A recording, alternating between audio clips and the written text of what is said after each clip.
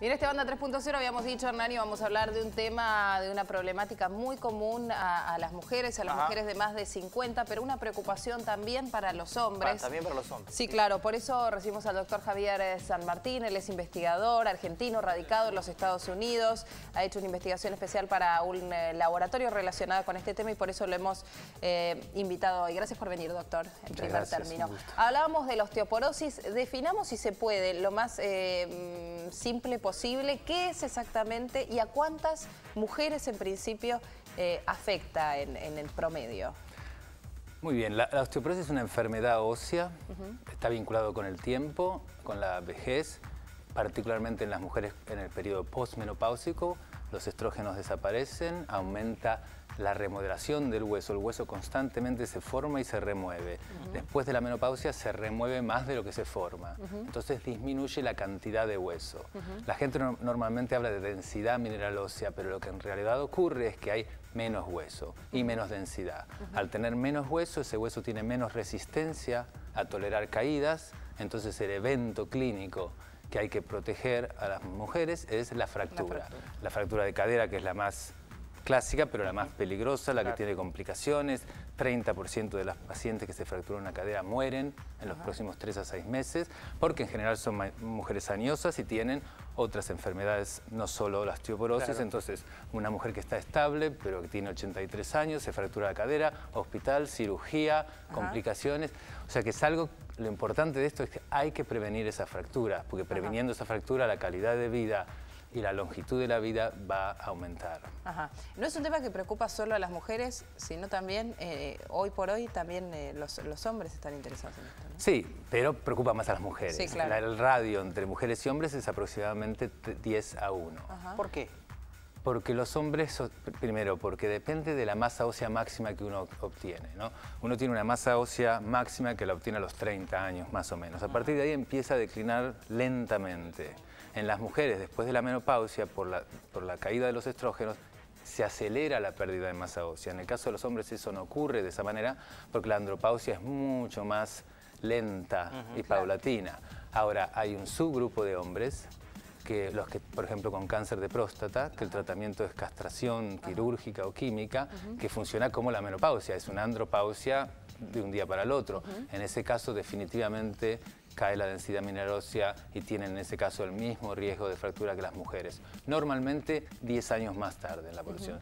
Si típicamente una mujer va a tener una fractura importante de cadera en medio de los 70 años, 75, 77, un hombre quizás los tenga 10 años más tarde. Pero sí es un problema, las consecuencias de haberse fracturado son similares, las complicaciones posteriores son similares, el tiempo que tiene para curarse esa fractura y que el paciente vuelva a tener una vida normal, la misma vida que tenía antes de la fractura. Por eso siempre se dice, a veces se habla mucho de osteoporosis, hay que prevenir la osteoporosis y las propagandas, las publicidades muestran mujeres de 40 años. Esas mujeres no se van a fracturar, no tienen osteoporosis, el problema es 30 o 40 años después. Pero eso tiene que ver justamente con la prevención. La previa no sirve. Desde chicos, la alimentación, la inclusión de calcio en la dieta, el deporte. El deporte, la calcio y la vitamina D son muy importantes. El deporte en los pacientes añosos es muy importante, mantener la fuerza muscular que le permite tener buen balance y que te permite cuando te estás por caer acomodarte y no caerte, o cuando te caes acomodar o amortiguar la caída. Es decir, si vos te caes de costado vas a amortiguar la caída, no vas a caer lateralmente. Una señora grande que no tiene la habilidad de ajustar eso, se cae, pum, de costado y se fractura la cadera. Entonces, es un montón de cosas, son los músculos, son los huesos y son las cosas paralelas como es evitar que se caiga, que las baldosas de la calle estén lisas. Pero digamos, por eso todo lo que se puede ir haciendo a lo largo de la vida para llegar a ese momento, habiendo evitado lo que es la descalcificación de los huesos, es mejor. Componente genético, componente de alimentación y componente de actividad física. Las tres cosas te posicionan para llegar a ese lugar de la mejor manera posible. Doctor, usted está radicado en Estados Unidos. radicado en Estados ¿Viene para el Unidos. Congreso? Vengo para el Congreso de la Sociedad Argentina de Osteoporosis y para apoyar a una compañía de biotecnología argentina que está por lanzar el único fármaco anabólico óseo que existe y que hace un año me contactaron y a raíz de la situación del país, del empuje a la biotecnología nacional, tuve ganas de ayudarlos, de apoyarlos, de manera que los estoy asesorando desde hace un año aproximadamente y termina esto ahora con el lanzamiento de Osteofortil, que es el único agente anabólico. Por supuesto está el original, que es del laboratorio Lilly, con quien trabajé 10 años desarrollándolo originalmente, por eso es que es una oportunidad única para nosotros, para Biocidus y para mí, de trabajar juntos en esto. Esto se va a presentar acá en la Argentina y en otros 30 países. Sí. Biocidus tiene presencia en 30 países. Argentina es el primer país que se registra, ya está registrado y se empieza a comercializar en las próximas semanas, y la idea que tenemos es, iniciar los procesos de registro en los distintos países de Latinoamérica. ¿Y por qué Argentina primero? Argentina primero, en parte porque somos argentinos y porque el laboratorio está acá y tiene mucho más conocimiento del proceso de aprobación regulatorio con el ANMAT, porque las reglas y las regulaciones nos permitieron que lo podamos registrar. En otros países las regulaciones pueden ser diferentes y tenemos que hacer algunos estudios más comparativos contra la droga de referencia para poder ser aprobado. Pero el proyecto ya está armado, el plan está armado, el equipo está trabajando y la idea que la teriparatida, que es el nombre genérico de la droga, que es una porción de la hormona paratiroidea. Que eso es muy interesante, esto no es una droga, no es un químico, esto es una porción de una hormona normal, natural, fisiológica, que cuando se administra diariamente estimula a las células que forman hueso, que se llaman osteoblastos, a formar un hueso nuevo. Entonces, si la osteoporosis es, no sé si la gente ve... Sí, estamos viendo. Cuando hablamos de osteoporosis, hablamos del vacío dentro de lo que es la cáscara del hueso. Claro, si uno mira una vértebra que tiene los bordes, ¿no es cierto?, la corteza y luego las trabéculas por adentro. Esas trabéculas, a medida que el hueso se remodela, se van haciendo cada vez más delgada, más delgada, más delgada, hasta que se rompen y se conectan esas trabéculas y es como un puente que pierde las diferentes líneas de sostén, pierde la fuerza y entonces se fractura con el mismo peso del cuerpo. Lo que hacen estos fármacos que vuelven a formar el hueso es vuelven a engrosar esas trabéculas, las vuelves a conectar, hacen más grueso la corteza del hueso, de manera que ese hueso es más resistente al impacto biomecánico del trauma, de la caída. Eso lo hace simplemente estos medicamentos anabólicos.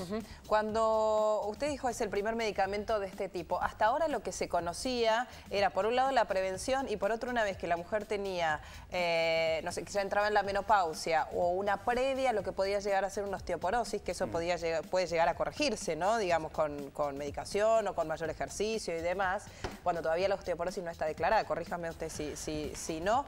Sí, hay mucha controversia. Hay mucha controversia con eso y no quiero ponerme en detalles la parte clínica porque prefiero... pero una gran cantidad de mujeres seguramente que están pasando por eso, están mirando y tal vez están haciendo un tratamiento... Bueno, históricamente se definió esto como osteoporosis basado en la densidad mineral ósea de una paciente menor de un determinado nivel, osteopenia, que es como un síndrome justo antes de la osteoporosis, y en el pasado se trataban pacientes con osteopenia para que no tengan osteoporosis. Hoy sabemos que las pacientes con osteopenia no deben ser tratadas con medicamentos farmacológicos, que calcio y vitamina D y ejercicio es probablemente apropiado para la mayoría de ellas, no para todas, porque una paciente después de los 50 o 55 años que tiene una fractura clínica, una fractura de muñeca, que no es a causa de un accidente automovilístico, no es a causa de una caída normal jugando al tenis.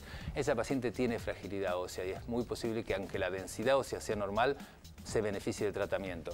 Pero el otro extremo sería una mujer que está jugando al tenis, 60 años, sana, no se fracturó nunca, su madre no se fracturó, no toma corticoides, no fuma. Esa paciente no tiene que recibir ningún tratamiento, nada más suplementos alimentarios, actividad física y cada 5 años hacerse una densitometría porque eventualmente puede caer bajo del rango de tener osteoporosis. Pero ese es un cambio muy importante y creo que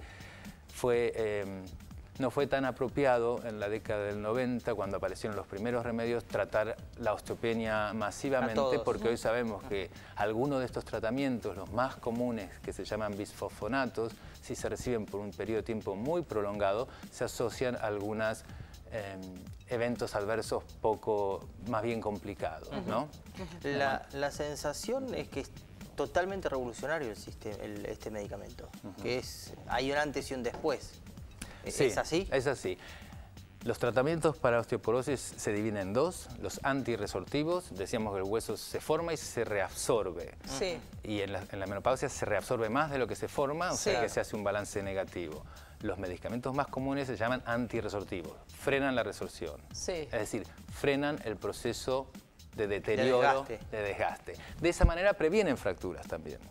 Pero cuando una paciente ya tiene una densidad muy baja, Sí. ya tiene 2 fracturas vertebrales, o Sí. una fractura de muñeca y otra fractura vertebral, esa paciente tiene un hueso que ya está muy deteriorado y es poco probable que un efecto antirresortivo solucione el problema. Entonces aquí es donde este tipo de fármacos, que este es el único en este momento, que se llaman osteoanabólicos, forman hueso nuevo. Ayuda a regenerar, no solamente a regenerar, a parar el desgaste. Exactamente, entonces la paciente va a tener más hueso, el volumen del hueso se agranda, la dimensión del hueso se agranda, la corteza del hueso se agranda y eso hace que ese hueso sea biomecánicamente más resistente.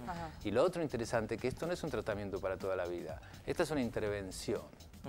18 meses, 24 meses máximo, forma hueso nuevo y luego se consolida con calcio y con estas medicaciones antirresortivas por otros 2 o 3 años. Esa paciente le cambió la historia de la Claro, le cambió la calidad de vida. Estamos hablando de alguien a los 72 años que tiene 2 fracturas, va a vivir 10 años más porque la expectativa de vida de una mujer es 82, 83 años. Y tiene, o sea, 10 años de riesgo de fracturarse. Y una paciente que se fractura tiene 5 veces más el riesgo de volver a fracturarse en un año. O sea que una intervención como esta es muy importante y hacerla cuando la paciente tiene osteoporosis severa. ¿En Estados Unidos ya se está comercializando? Este fármaco se desarrolló clínicamente con todos los estudios clínicos y se aprobó en Estados Unidos, Europa, Japón, Argentina por el laboratorio Lilly. Y en ese caso yo tuve la oportunidad, la suerte de trabajar con ellos y aprender y desarrollar el teriparatide original, y se vende también en Argentina hace aproximadamente 10 años, 9 años, y ahora Biocidus, como compañía de biotecnología nacional, lleva 5 o 6 años desarrollándola y tenemos ahora una molécula que es indistinguible de la molécula de referencia que es la de Lilly. Entonces, bueno, para mí personalmente fue un orgullo venir a colaborar con ellos y tener la primer biosimilar de un fármaco muy, muy importante. ¿Qué hacían los famosos parches hasta ahora? Que eran como que reemplazaban lo que la hormona tiroides dejaba de producir una vez que la mujer entraba en la menopausia. Las hormonas, los estrógenos. Los estrógenos, sí. La menopausia se caracteriza por el déficit de estrógeno. Sí. El ovario deja de sintetizar estrógeno y el estrógeno protege al hueso. Sí. Entonces, en ese momento que perdemos los estrógenos, aumenta la frecuencia de la reabsorción ósea y el remodelado. Entonces empieza a caer el hueso.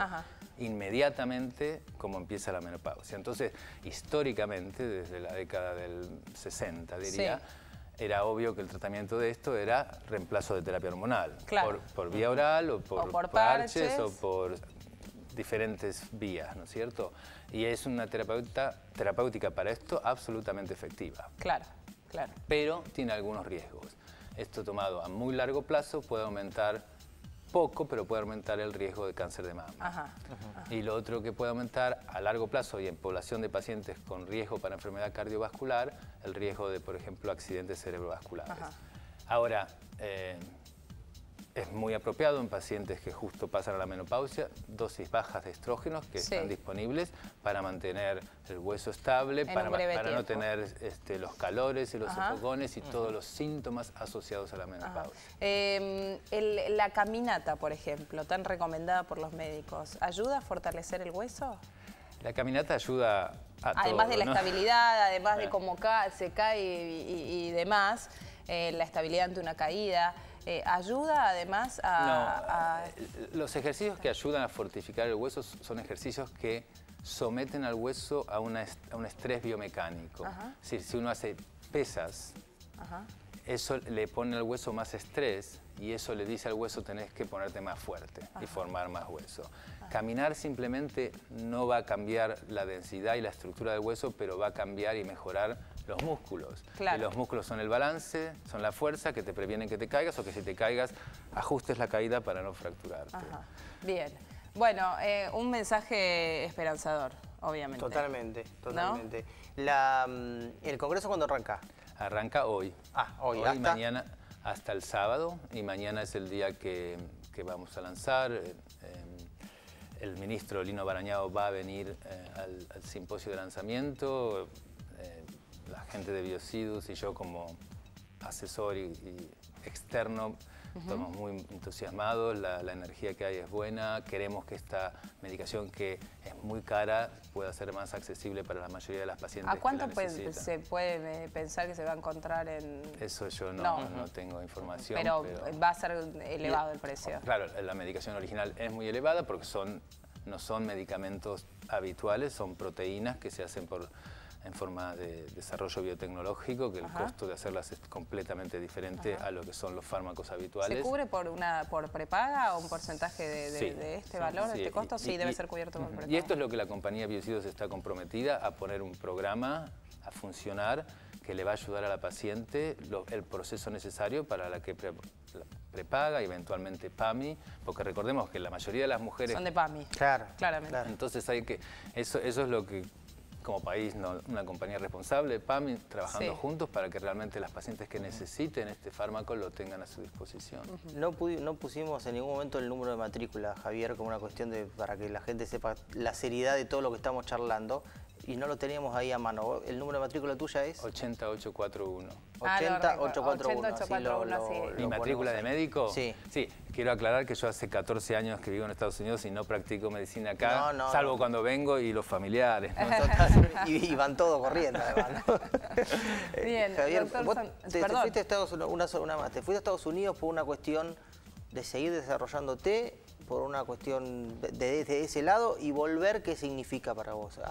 A dar como decías recién, ayudar de esta forma. Mira, ya todavía sigo soñando con que vuelvo y estoy con los pacientes y en el hospital desde hace 14 años. Para mí esto es una oportunidad bárbara. Cuando me llamó Marcelo Criscuolo, que es el jefe, digamos, la cabeza del desarrollo biológico de Biocidus en general, y particularmente de teriparatida, a mí me encantó la propuesta, en parte porque era mi oportunidad de venir a trabajar a Argentina de vuelta. Yo me formé aquí en la Universidad de Buenos Aires, hice la residencia en Buenos Aires, o sea que esta es mi casa y tengo años de experiencia en desarrollo de medicaciones y poderlo aplicar acá me encantó. Por otro lado, el país en general, el tema del Ministerio de Ciencia y Técnica también me gustó y quiero vincularme con ellos porque si hay algo que puedo hacer como asesor, viniendo 1 o 2 veces por año, me encantaría hacerlo. Es una cuestión personal. ¿Dónde vivís en Estados Unidos? Vivo en Seattle y en Los Ángeles. La compañía para la que trabajo ahora es una compañía pequeña que está en Seattle, que se llama Alder, pero trabajé muchos años en Los Ángeles en una compañía que se llama Amgen, que es la compañía más grande de biotecnología del mundo, y antes de eso en Indianápolis, en Lilly, donde participé del desarrollo de este mismo fármaco, teriparatide, que es el que ahora vamos a lanzar aquí con Biocidus. Muy bien, bueno, seguramente estaremos hablando en un tiempo del... Sí, la verdad que sí, la verdad que sí. Gracias, doctor, Javier, por haber venido.